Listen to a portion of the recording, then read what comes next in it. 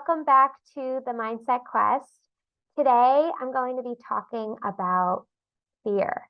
So, I just want to ask you something real fast.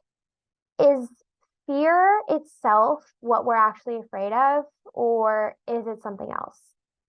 Because we've had fear instilled in us forever. Since beginning of human time, we've had fear. And that fear has been used for survival, in order to stay as a group, as a tribe. We needed fear in order to help us live. But today, we have everything. Like, we have food, we have water, we have all the basic needs of survival. So why are we still using fear as a means for survival? There's two ways we can think about fear. We can think about fear that will result in holding us back, or we can have fear help us grow, which is what the goal should be. If you were to picture this inside your head, you would see a circle, and that circle would be you. And then around you is a bubble. And that bubble could be small, could be big, but it's a bubble and it's kind of hovering over you. So normally what we do is we stay that small circle and we don't move.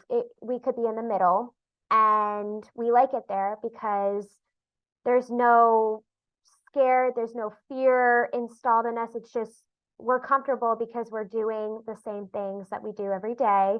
And we have the same routine, we have the same pattern and all of that. So we're just great. We're happy, we're comfortable, we're content. But then outside of that bubble, any area or space outside that bubble is discomfort. And that could mean fear too. So if we even go a little bit like out of that bubble, then we're entering discomfort zone. And what we normally feel when we're uncomfortable is a body response, but also a thought response too. So your body, your heart rate might go up, you might be sweating, you might have cold sweats, you might, shiver, shake, you might stutter, but the thoughts that are going through your head are most likely negative. They're, what am I doing? I'm so scared. Like, what will happen to me if I do this? Once our little circle kind of moves over the edge of that bubble to grow, we hit that feeling and we hit that block. And either we get too scared and we come back into the bubble so we're safe, or we push on that bubble a little bit more.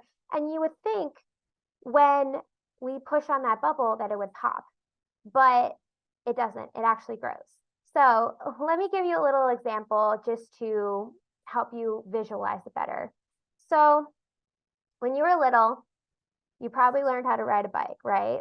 If you can remember back then, you probably started with a little baby bike that had 4 wheels, and you rode that bike and you felt really safe because there was stability.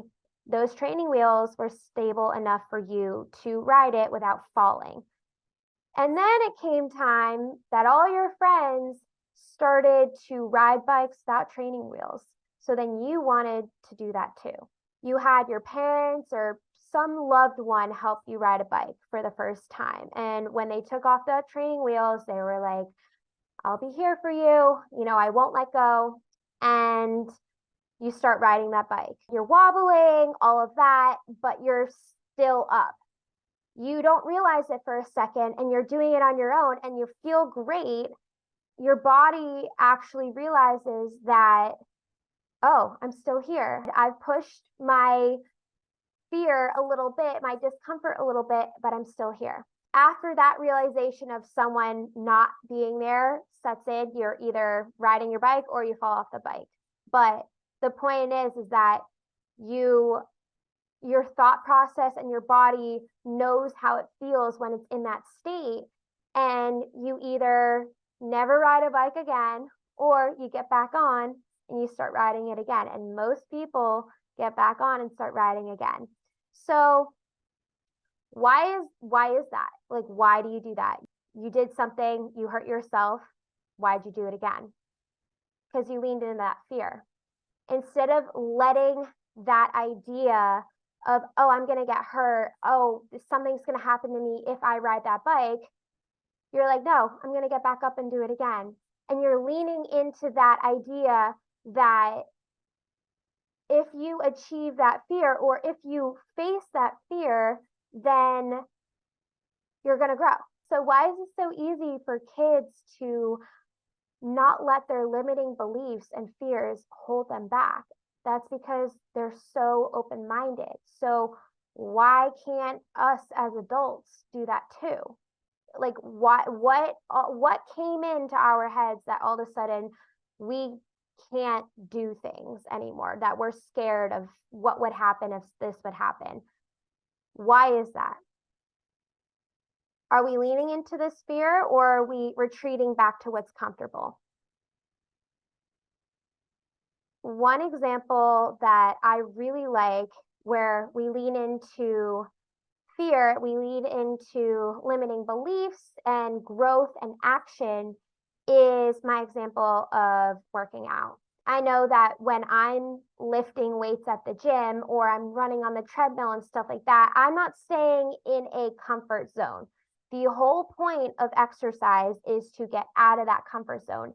And you can see a physical difference, but that is not instant. That is over time, taking care of yourself, continuously expanding that bubble until you start seeing progress. And it's super difficult in the beginning. It's nothing worth it is easy, but over time you start to see these little growth areas and you continue to grow, and before you know it, you've hit your goal. One of my goals is that I'm really trying to lean into the things that I fear the most. Having this podcast is an amazing way for me to hold myself accountable for that, because anything that I talk about on this podcast is pure experience. So not only has this podcast helped me to really go out of that comfort zone, expand that bubble just entirely, but it's definitely gonna help me grow even further in the future. So one thing that I have done recently to invest in myself is to basically get into this life coaching course that I've been really interested in for a while. At first, I was a little hesitant, but I invested in myself. I invested in this course to be able to learn how to coach people, which I'm so excited about. But I remember when I got off of this onboarding call and I submitted all of my forms and all of that, I hit that submit button and I instantly felt this wave of fear and excitement, yeah, but like I was also just so scared. Yeah, I felt it in my body. I felt it like I couldn't think, like it just was like a little consuming. Instead of believing all of these intrusive thoughts that started coming into my head of, oh, I'm not going to be good enough to do this, like who's going to take advice from me, all of those intrusive thoughts that will hold you back and put you in a fear state of mind, I started to lean into that. I started to say, why am I so scared of this? When you think about all the stuff you have to lose, then you're thinking from a state of fear. But if you want to think from a state of growth, then you can ask yourself, what am I going to learn from this? What am I going to get out of this?